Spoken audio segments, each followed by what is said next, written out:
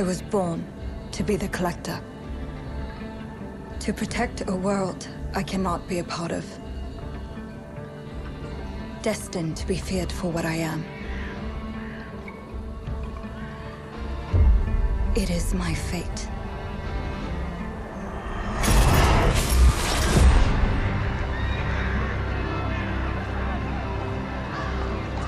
I have devoted my life to facing them.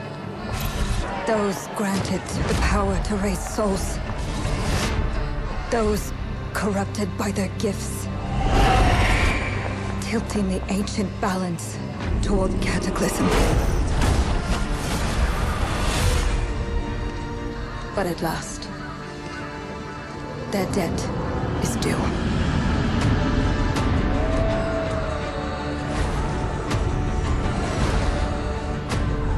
Every choice, every breath has led me to this moment. As the moon bears witness, I take the first step. My time has come. I am ready.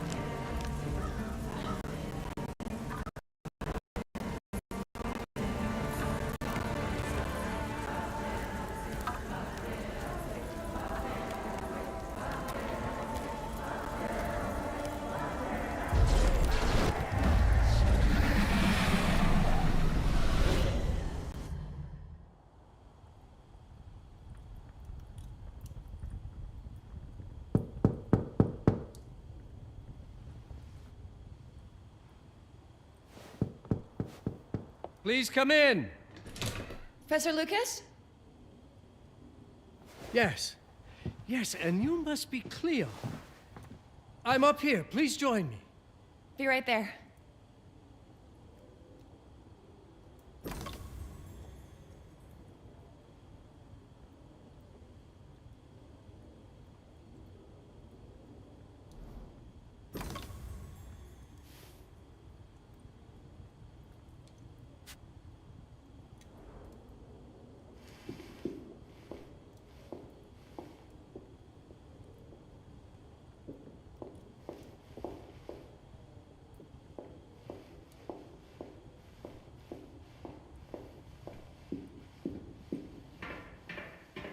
You might very well appreciate this spot, Cleo.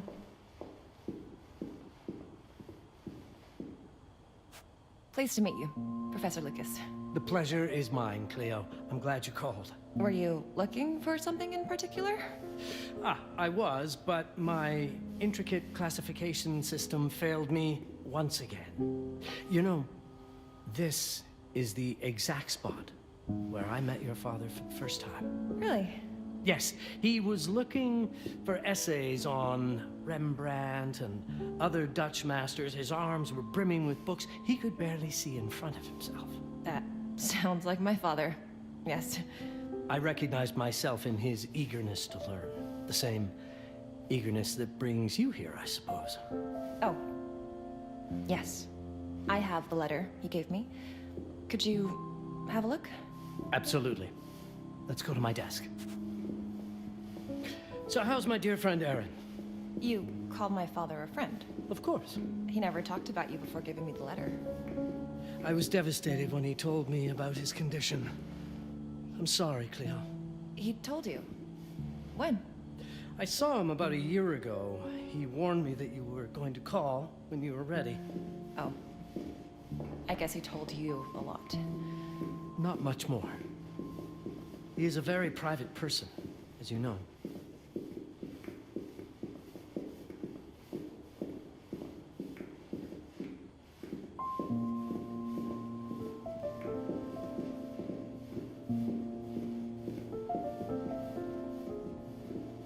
Let's settle at my desk by the fireplace. It's the ideal spot to examine your letter.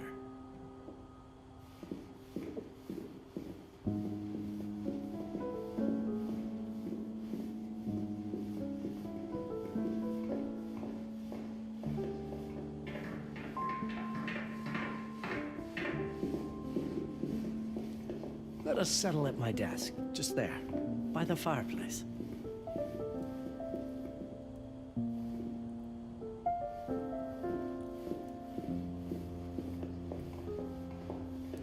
Now, let's see that intriguing letter.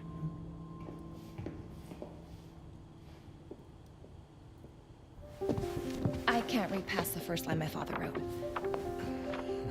And then there's this last part at the end. Both are in English, but everything else is... I was hoping you could help me.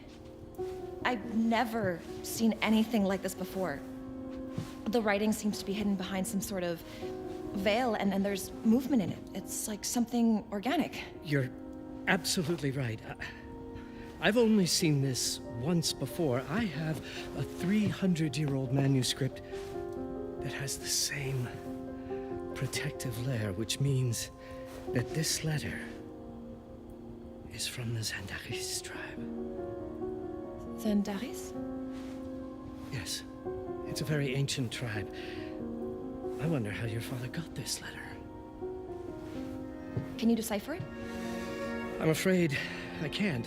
But there is a tome in here on ancient writing that mentions the Zandaris' protected communication. Although finding it may be a bit of a challenge, I think I might have stored it a little too well. The library's registry should help.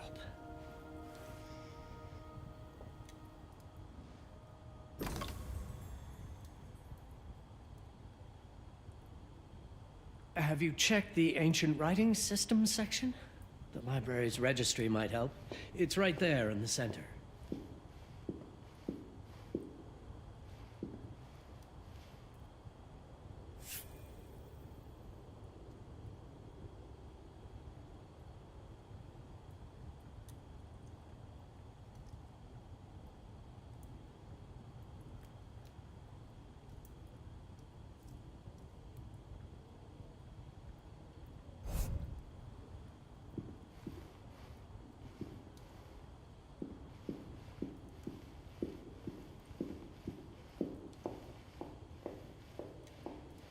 Have a look in the ancient writing systems section.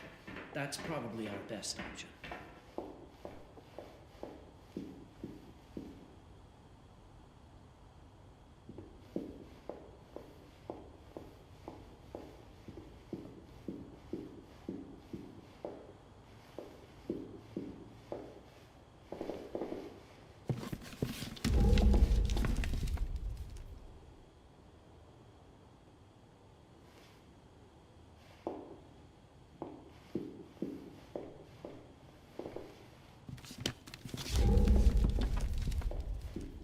The ancient writing systems section should be here, on the main floor.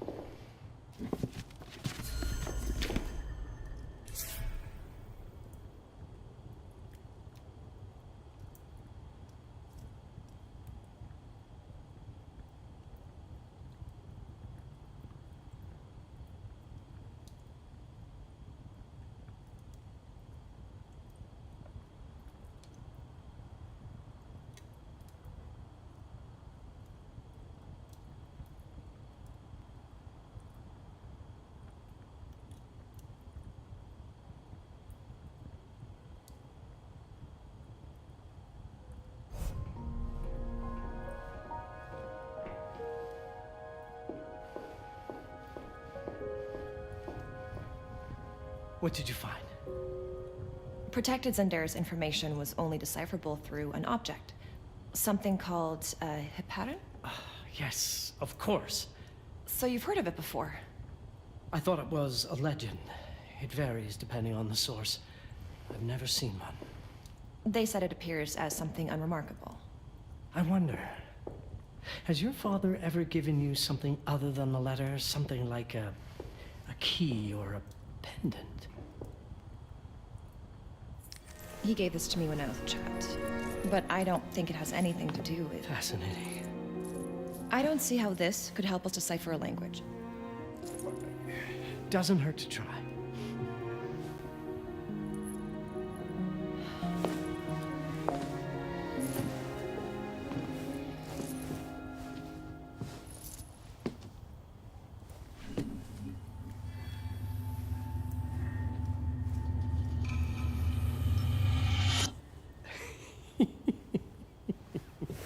It doesn't work. It's all right. Aaron has thought this through. There must be something that we're missing. Something to activate it, maybe. What makes you so sure that my father was behind this? Would it really be so surprising? I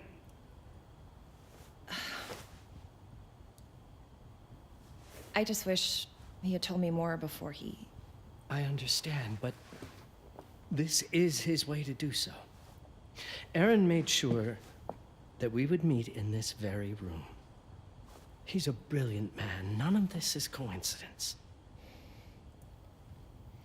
Have a look around. See if there's anything that piques your interest. Something only you could notice.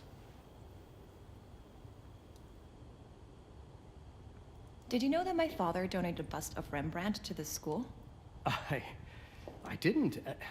I'm afraid to say I never paid much attention to their donors. That must mean something, right? I know he loves this school, but... I'd say follow that lead. There's a section in this library dedicated to Rembrandt.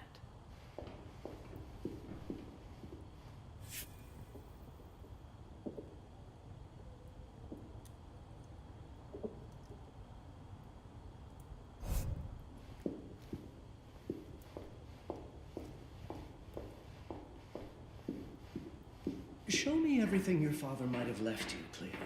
2 heads are better than 1.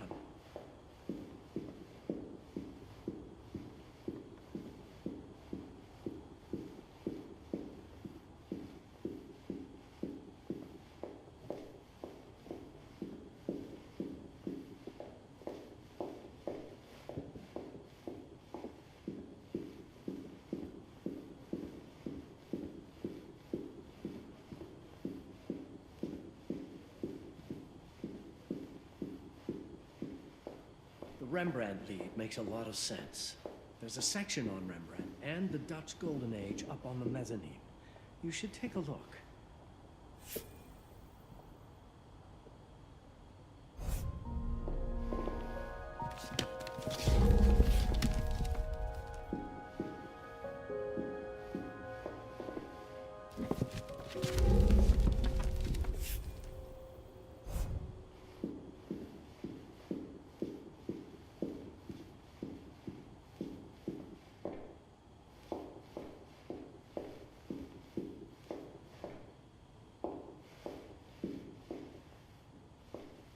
You might want to look into anything related to Rembrandt, Cleo.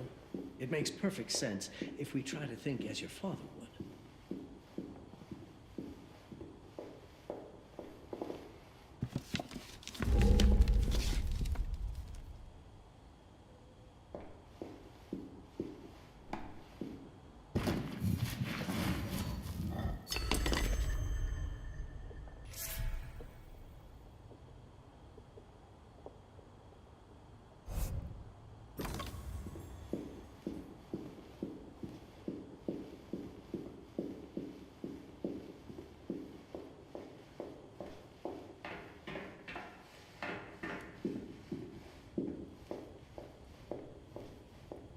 There was something in Rembrandt's bust.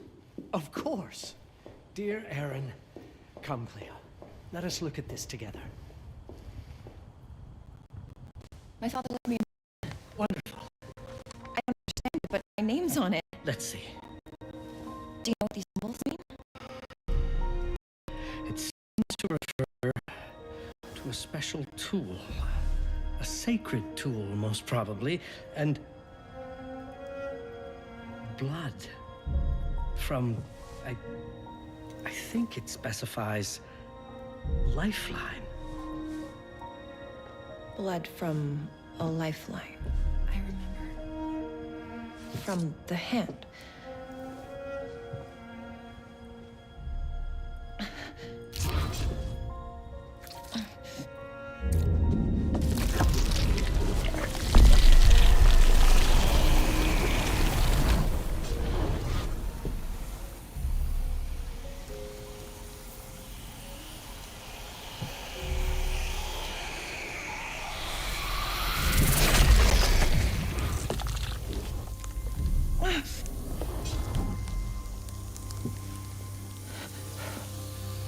That's it.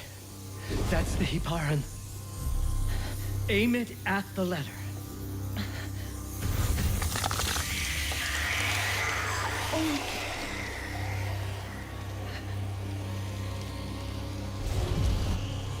Are you all right? Yes. It's... Cleo, if you're reading this, Papa? it means you're experiencing Nux. It's this dark energy you can feel through your guts. Don't worry. It's yours, Cleo. And you'll become its master. You're my daughter, ma belle, and I love you deeply. I once promised to tell you everything about your mother. This is it, but not the way you were expecting. Take these words as a guide to prepare you for what's coming. It all started on December 30th, 1999. I was with Agnes, my girlfriend at the time. We were in Amsterdam for the year 2000 celebrations, and we had a room in a pretty cool hotel. I thought we were turning the page on a year, a century, a millennium. But it was more than that. We were standing at the beginning of a new cycle. And you, ma belle, would be part of it.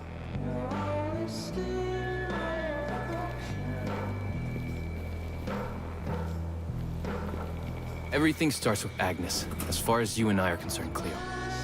But in fact, it's hard to grasp how ancient this story is.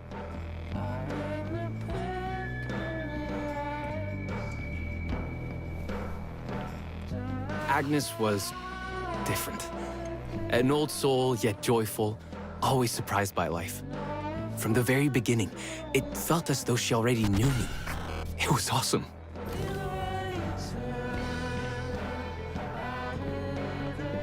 Agnes had planned something for us in our room that night. Some of her belongings had already been delivered. Ancient artifacts. I was fascinated.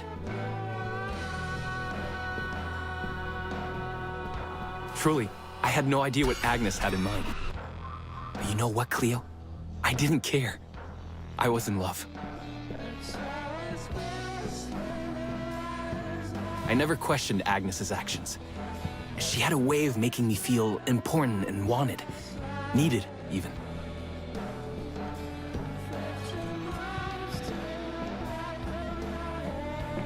As we walked to her room, I felt a new kind of excitement. Impossible to describe. I didn't yet know I was about to lose my grip on reality. As you'll see, ma belle, losing my grip on reality is an understatement. The truth is, I never had a grip on anything at all.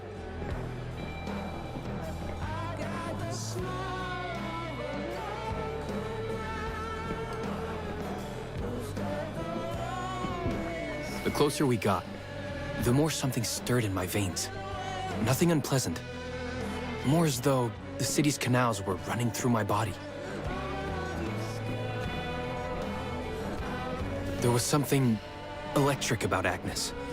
A force emanated from her. The force I was about to discover.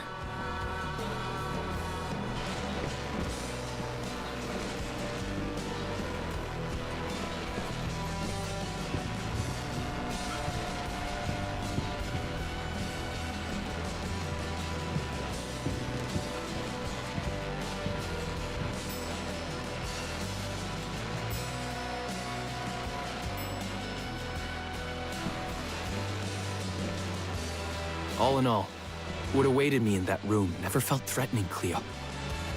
Deep inside, somehow, it always felt as though I'd been chosen. Agnes went directly to the bathroom to put on her magic touch, she said. She didn't need any in my view, but she was being literal, I guess.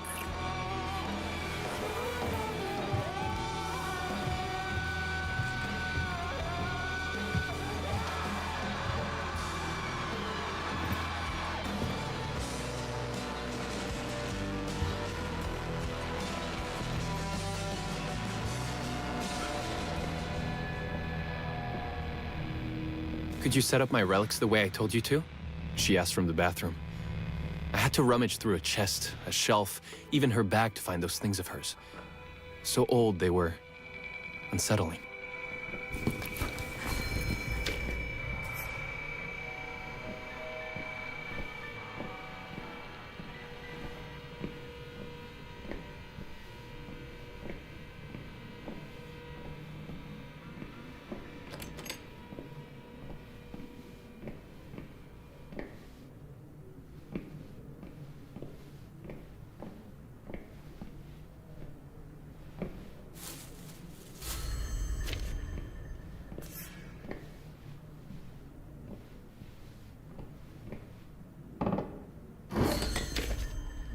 Did all my mirrors get installed? She asked. Yes. They'd been placed around the bed, and the bed had been moved. Even now, I don't know how, or by whom.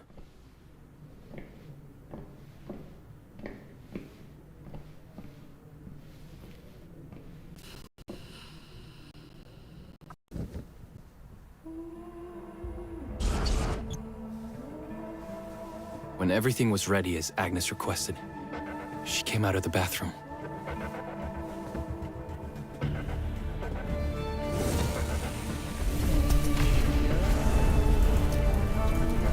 She was...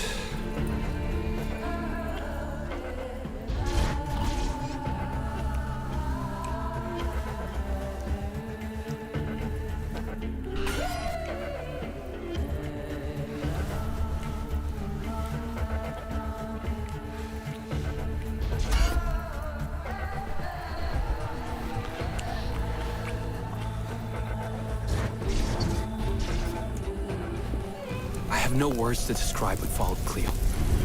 It felt ethereal until I lost the thread.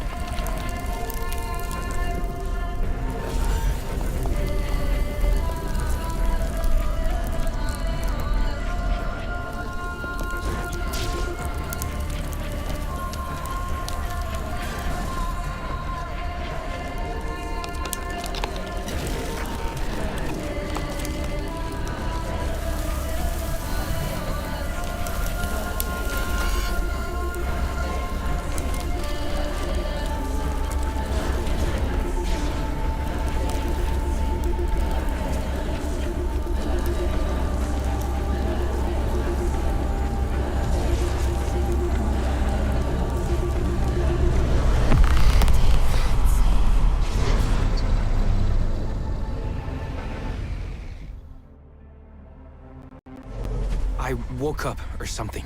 I'm still not sure. I was a cat, Cleo. Yes, you read that well. I was a cat. The room was like in a nightmare. Agnes was floating, literally, and seemed frozen in time.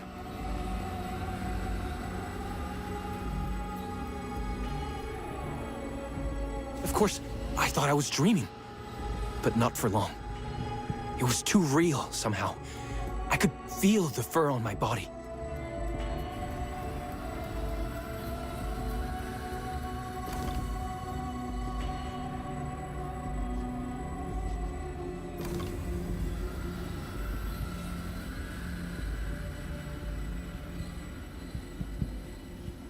My senses were heightened.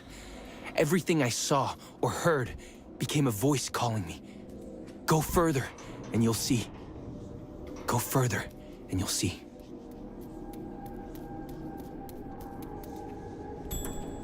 The further I went, the more real my sensations became. Yet the world around me felt increasingly surreal. It was scary, disturbing. But something was definitely calling to me, from what seemed to be the other side.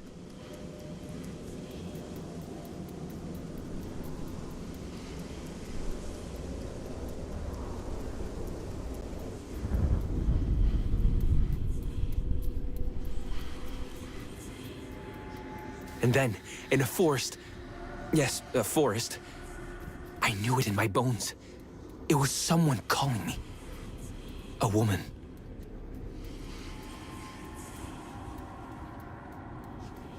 Things were blurring together, Cleo.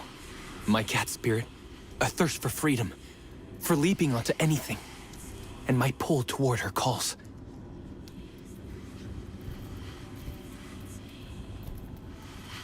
And I saw her, frozen in time, like Agnes in the room. Then my cat spirit again, a need to size her up.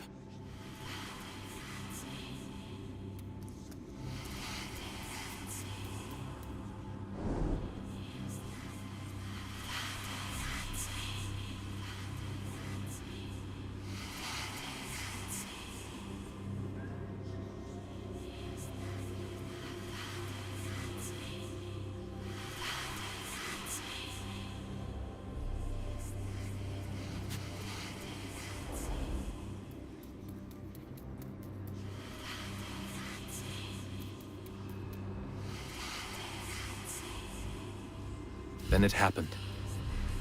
For a brief moment, I became fully feline.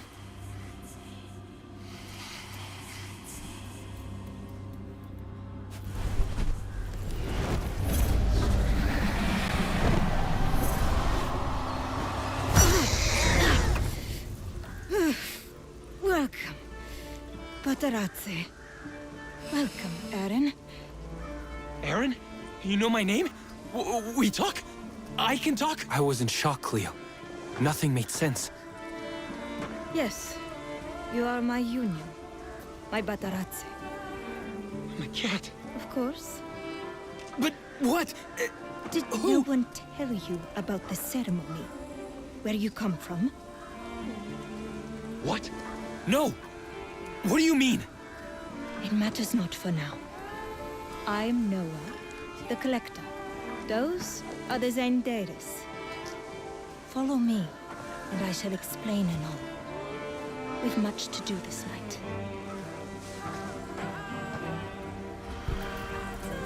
It was the only thing I could do anyway, Cleo. That woman, Noah, she seemed like the only one who could clarify all this.